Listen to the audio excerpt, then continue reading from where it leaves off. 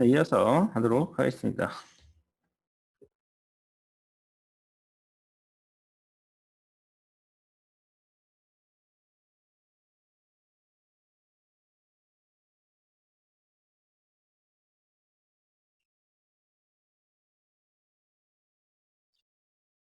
자, 이제 본격적으로 시각화 차트의 부분에 대해서 배워보도록 하겠습니다. 네.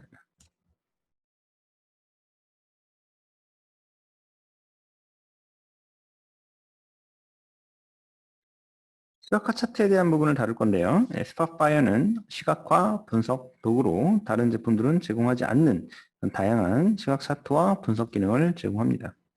시각화 자체에 중점을 둔 다른 대시보드나 시각화 제품들과 달리 스팟파이어는 시각화만으로도 분석을 통한 인사이트를 발견할 수 있는 여러 기능을 제공합니다.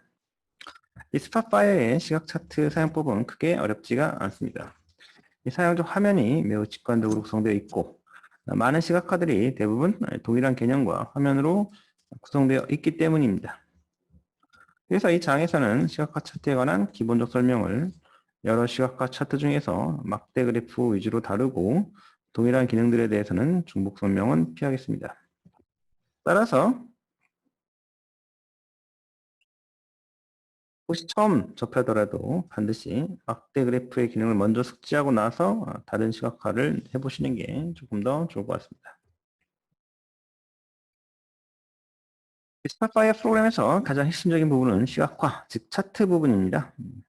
이 스팟파이어는 사용자가 불러온 데이터뿐 아니라 그것을 바탕으로 새로 생성한 칼럼이나 계층 구조들을 활용해서 아주 빠르고 쉽게 차트를 생성할 수 있게 해줍니다. 시각화를 작성할 때 가장 중요한 사항은 어떻게 하면 시각화를 보는 상대방이 가장 편안하고 빠르게 이 사용자가 전달하고자 하는 부분을 볼 수 있도록 할 것인가 라는 거죠. 완벽함이란 더 이상 추가할 것이 없을 때가 아니라 더 이상 뺄 것이 없을 때다라는 어떤 그런 생텍쥐베리의 말도 있듯이 핵심만 간략히 전달하는 것이 상당히 중요하다라는 것을 알려주고 있는 문구죠. 네. 시각화를 작성할 때 많은 사람들이 지나치는 부분 중에 하나가 무조건 많은 정보를 표현하려 한다라는 거죠. 물론 처음 시각화를 작성할 때는 최대한 많은 시나리오를 적용해서 다양한 정보를 표현해 보는 것이 좋은데 최종적으로 생성되는 결과물은 최대한 간결하게 작성이 돼야 됩니다. 지나치면 모자라면 못하다는 경우가 있기 때문에 자세한 내용은 시각화를 디자인하는 데 도움이 될 만한 우리가 책들을 찾아보기 바라고 그런 거에 대한 이론을 먼저 한번 공부를 해보도록 하겠습니다.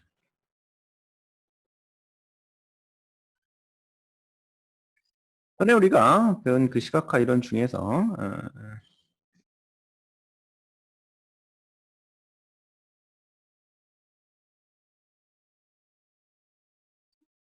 어떤 시각화를 하기 위해서 가장 중요한 게 이제 시각화의 기능에 있어 설명이냐 탐색이냐 표현이냐 이런 얘기를 이제 배운 적이 있습니다.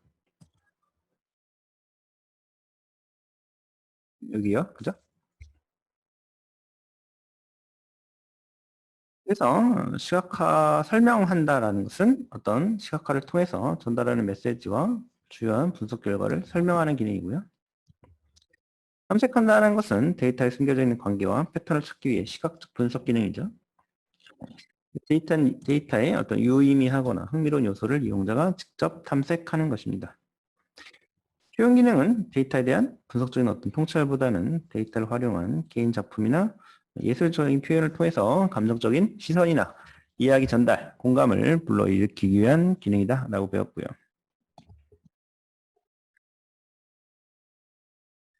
정보 전달이냐 설득이냐 이게 이제 크게 구분이 된다라는 거고 시각화 프로세스가 이렇게 있다라는 거죠.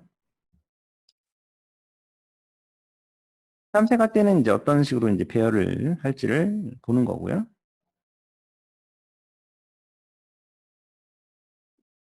분석할 때는 뭐 범주나 비율 값을 비교할 것인지 시간에 따른 추세와 패턴을 볼 것인지 관계와 연결을 볼 것인지를 먼저 구분을 해야 된다라고 말씀을 드렸습니다.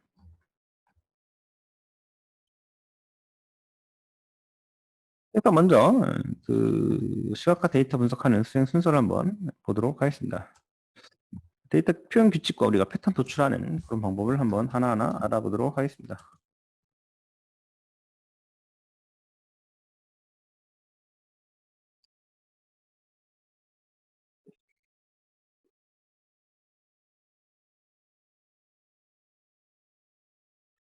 먼저 시각하기 위한 분석 결과 데이터를 파악을 해야 되고요.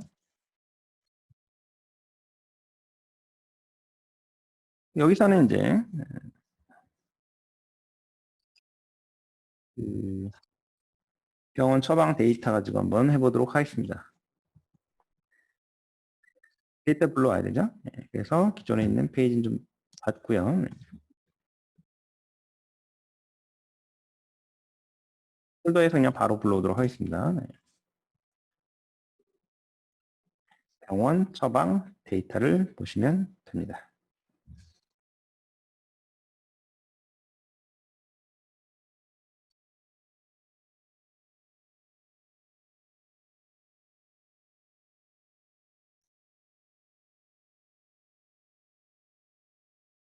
여기 처방 데이터라고 있죠? 처방 데이터. 이거를 보시면 될 것 같아요.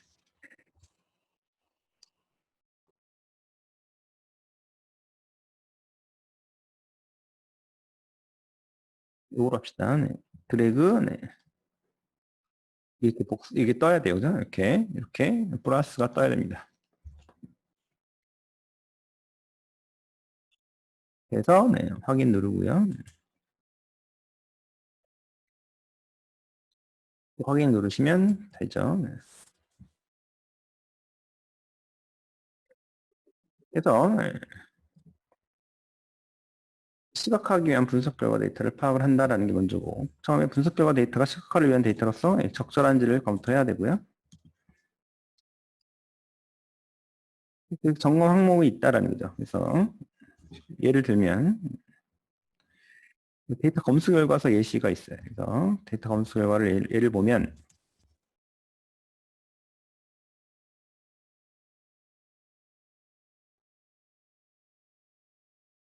좀 필요한 데이터가 다 있는가? 예. 그리고 추가 데이터가 더 필요한가?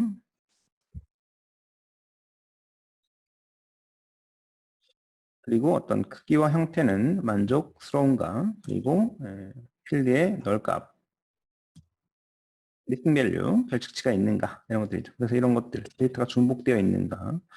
그리고 데이터가 일반적이지 않는 값인가? 이상치가 있는가? 이런 것들을 본다라는 거죠.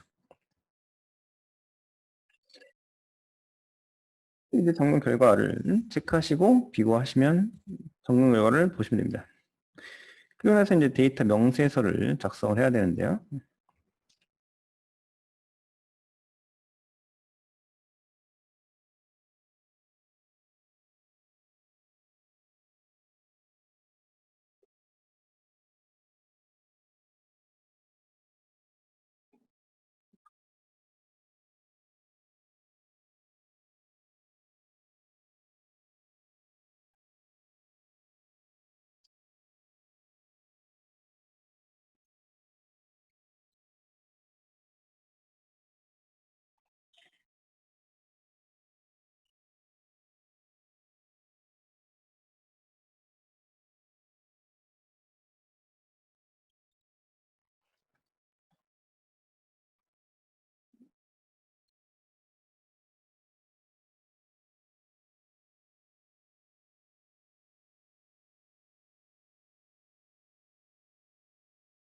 데이터 명세서를 작성을 해서 검수가 완료된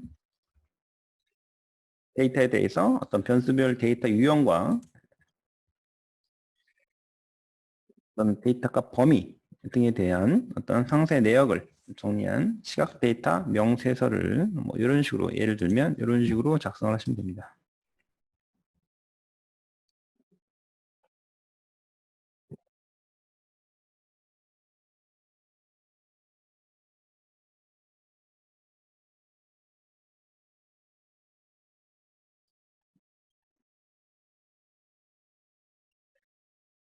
뭐 양식 번호가 있을 거고요. 버전, 뭐 작성일자, 담당자, 단계는 분석 단계다. 활동 요구사항 명세.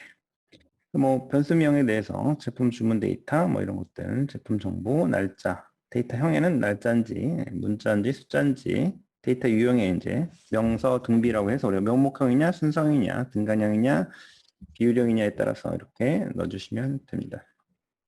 그거에 대한 이제 설명을 각각 다 넣어주셔야 된다라는 거죠.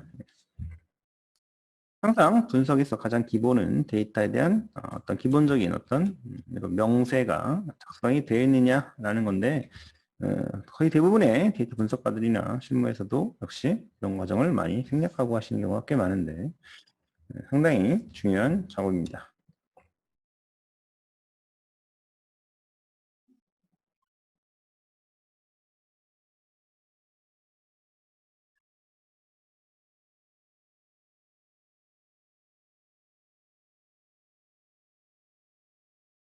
이 데이터 명세서를 작성한 후에는 시각화를 위해 이 데이터 변환이 필요한 경우에는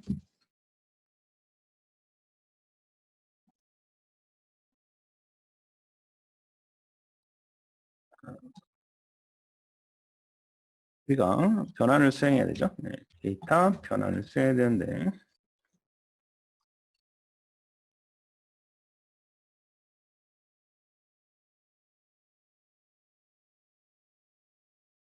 우리가 데이터 파싱한다 라고 하죠. 그죠? 네, 데이터 파싱.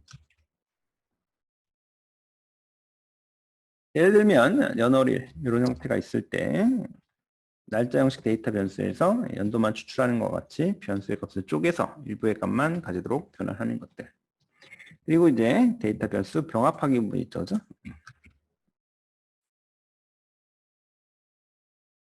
데이터 세트에서 관련있는 변수들을 하나의 변수로 합쳐서 새로운 변수로 생성하는 거죠. 그리고 정량 데이터와 텍스트 데이터를 정해진 코드나 키워드로 변환하는 게 그렇죠.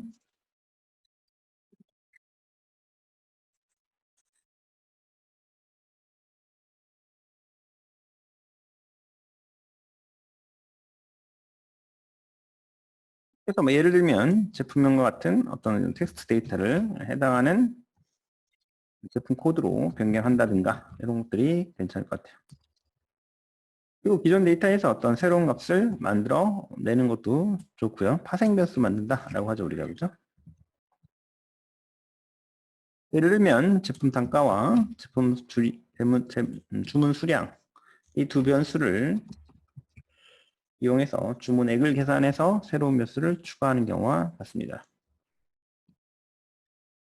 그리고 분석에서 사용하기 위한 값을 계산하는 것도 방법이죠. 예를 들면 총계를 나타내는 변수값을 백분율로 나누어서 백분율로 변경하는 경우와 같이 기존 변수값에 기존 변수값을 다른 단위의 값으로 변화하는 것이죠.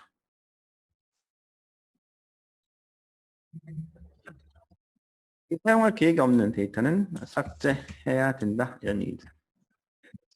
데이터 분석과 시각화 대상으로 사용할 계획이 없는 데이터의 경우에는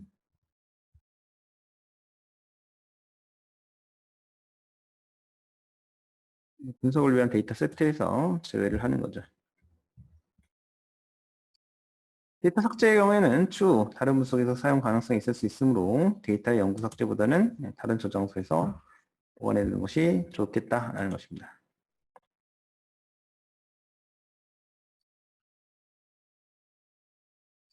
또 데이터 세트 병합하는 부분이 있죠. 마지막으로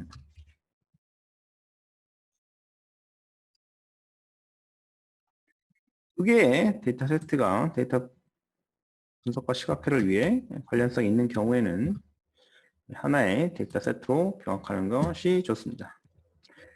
이런 것들을 하나하나 해보시면서 또 적용하시면 될 것 같습니다.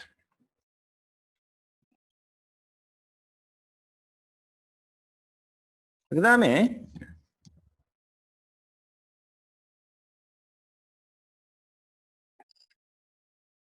우리가 이제 뭐 여러 가지 엑셀이나 R 같은 또는 이 스팟파이어 이런 도구를 활용해서 데이터 유형과 배열 기준에 따라서 데이터 정렬하고 이런 특징을 탐색하죠. 저번에 우리가 위치에 따른 데이터를 배열할 것이냐, 알파벳에 따른 데이터, 시간에 따른, 카테고리에 따른, 위기에 따른 데이터 배열 이런 것들을 먼저 정리를 하셔야 된다라는 거죠. 뭐 연간으로 이제 보여주게 할 거냐, 그죠? 보여줄 게 뭐냐? 교통사고 발생 건수 보여줄 거냐, 사망자 수 보여줄 거냐, 부상자 수를 집계할 거냐라는 거죠. 데이터 정렬할 때 공간적 변수인 자치구별로 데이터를 정렬하거나 또는 1월에서 12월까지 기간에 따른 데이터를 정렬할 수가 있죠. 그래서 데이터의 모양과 특징을 탐색도 해보시면 좋고요.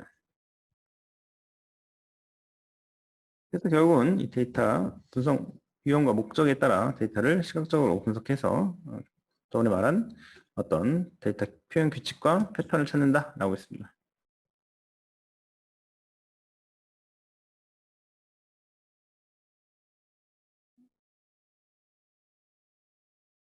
이제 탐색을 이제 하는 거죠. 탐색을 하고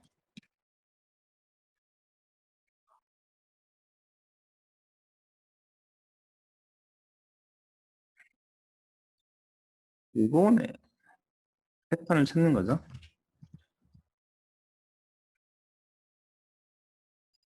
때 범주나 비율을 비교하는 경우가 바로 범주형이다라는 거죠. 데이터 유형은 범주형이고 분석 내용은 범위를 파악한다든가 범위는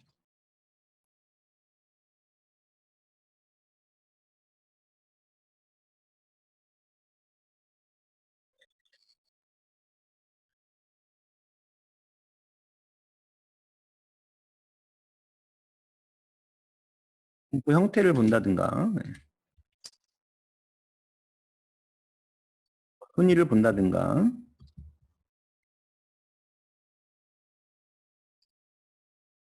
숫자 값들에 대한 면밀한 탐색을 한다든가 목표나 예측에서 맥락에서 벗어나는 값을 판단한다든가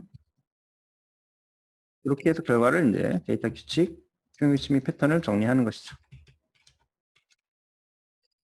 실제 우리가 만약에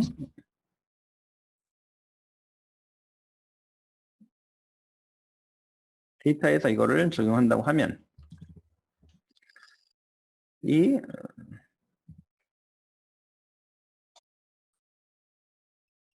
병원 처방 데이터를 먼저 보면 이렇게 해서 테이블을 볼 수가 있죠.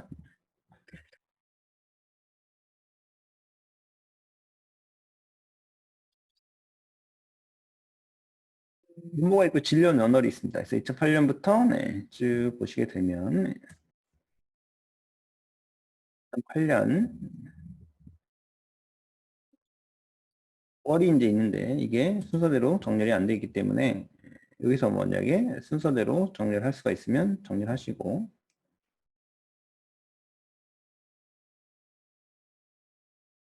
그러면 이제 이렇게 정렬을 해보니 시계열로 이거는 진료 면허로 있기 때문에 시계열로도 할 수 있으니까 시간에 따라서 이렇게 정렬을 한번 해보면 2008년 1월부터 범위를 알 수가 있는 거죠.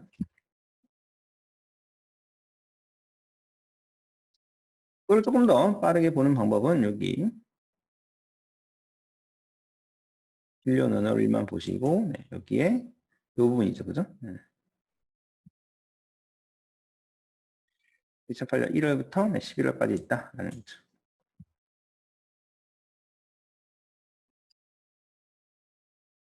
분포 형태를 만약에 보고자 하면 금액은 어느 때에서 어디까지 분포하는가라는 거죠.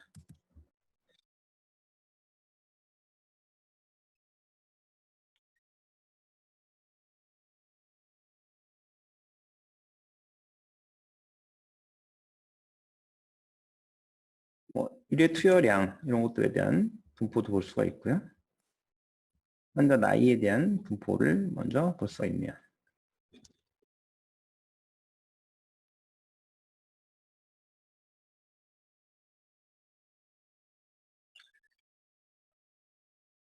이런 어떤 숫자 값들에 대한 면밀한 탐색을 할 수가 있고요. 목표는 어떤 예측의 맥락에서 벗어나는 것을 판단할 수도 있습니다.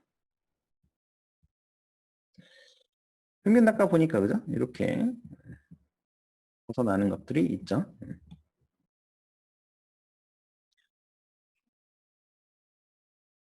이런 식으로 정리하시면 될 것 같습니다. 만약에 이제 시간에 따른, 지금 현재 이제 시간에 따른 여기 아까, 진료 너널이 있는데, 요거에서는 이제, 요거죠. 권장사항.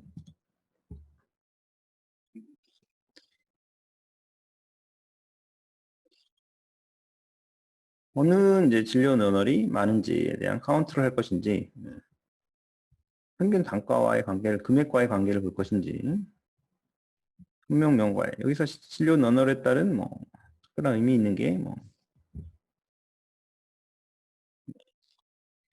선정을 하셔야겠네요. 그죠? 어떤 사항을 선정을 할 것인가? 라는 거죠. 이런 패턴이 좀 의미가 있어 보이네요. 처방 건수. 점점 많아지고 있죠?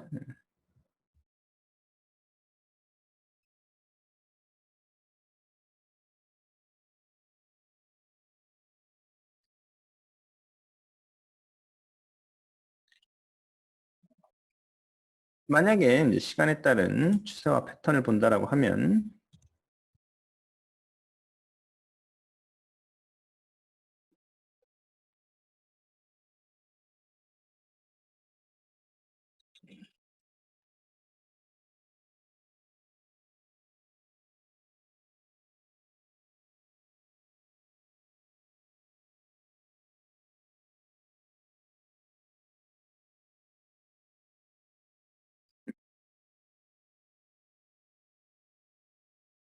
데이터 유형은 여기서 다 될 수 있고요. 분석 내용은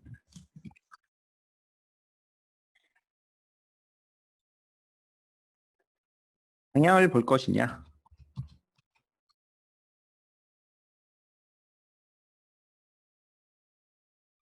증가하는지 감소하는지 변화가 있는지 유지되고 있는지를 파악하는 거고, 추세 패턴을 볼 것이냐, 선형으로 변하는지 혹은 지수형으로 변하는지 혹은 변화가 없는지, 추세 속도, 추세 변화가 얼마나 급한지, 그리고 변동 패턴, 반복되는 패턴이 있는지, 계절과 같은 어떤 리듬이 있는지, 그 무작위 패턴인지를 파악하고 변동의 어떤 폭도 기술하는 것이 좋습니다.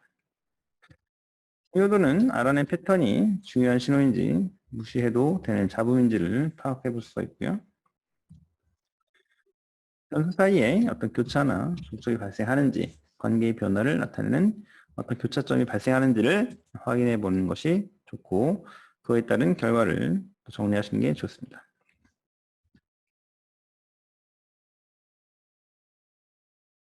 만약에 이제 관계와 연결을 비교할 때는 여기에서는 나이에 따른, 그렇죠?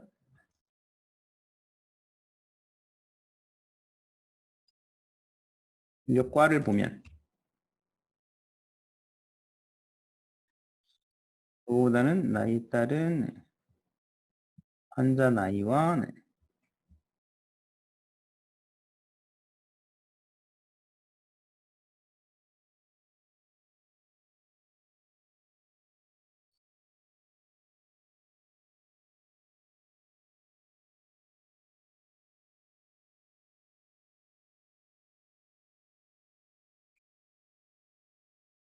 환자 나이에 따른 평균 단가를 좀 보면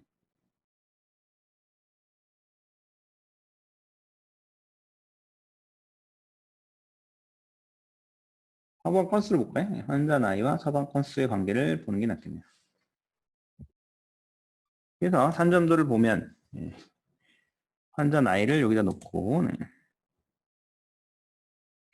처방 건수를 보게 되면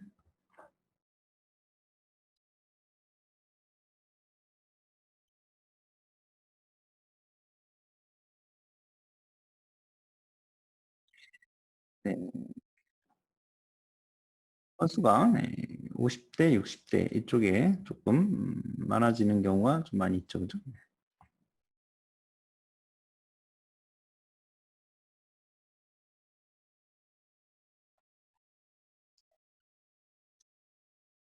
그래서 또 관계, 뭐와 뭐의 관계, 두 개의 변수 간의 관계를 볼 때 이런 식으로 우리가 볼 수가 있습니다. 세 번째가 관계와 연결을 비교하는 경우인데요.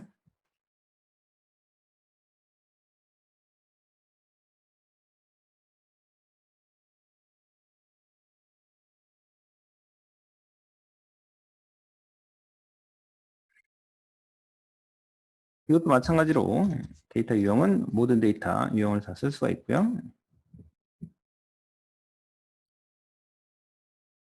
분석 내용은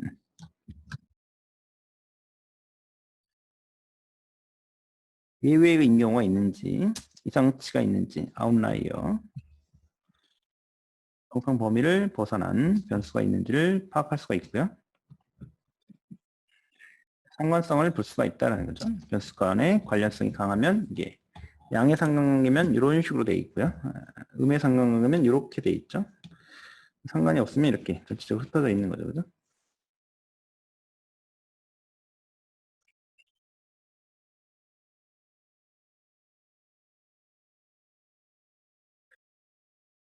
금액을 좀 모르겠는 거죠. 일단 나이와 금액이 좀 올라가죠. 그래서 이제 예외인 경우들이 좀 일반적인 경우는 뭐 이쪽에 내포가 되어 있네요. 그죠? 금액을 조금 이제 낮춤으로써 이거를 좀 볼 수가 있고 로고 척도로 조금 바꿔봄으로써 네. 또 전체적인 어떤 스케일 변경을 통해서 볼 수가 있습니다.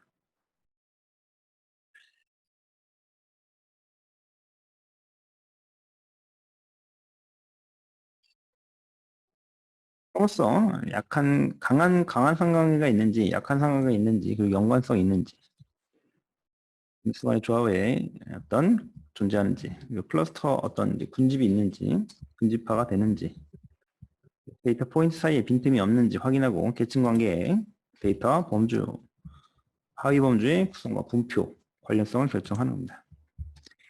그래서 이제 또 정리를 하면 되고요. 이렇게 해서 찾은 데이터 표현 규칙 및 패턴에 대해서 정리를 한번 정의서가 있어요. 그래서 정의서로 한번 작성해서 예, 그거에 대한 패턴 정의서를 양식을 보면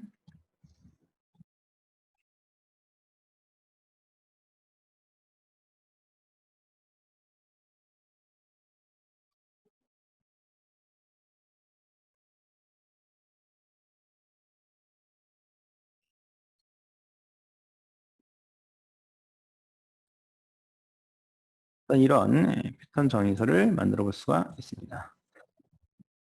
시각화 제목이고 네, 분석 방법, 네, 사용 데이터 세트는 뭘로 썼다. 그리고 데이터 변화는 뭐 어떻게 했다. 그리고 분석 내용은 뭐를 했다. 이런 식으로 정리해 볼 수가 있죠. 네. 파이에서도 역시 지금 계속 같이 보면서 하고 있으니까요. 네.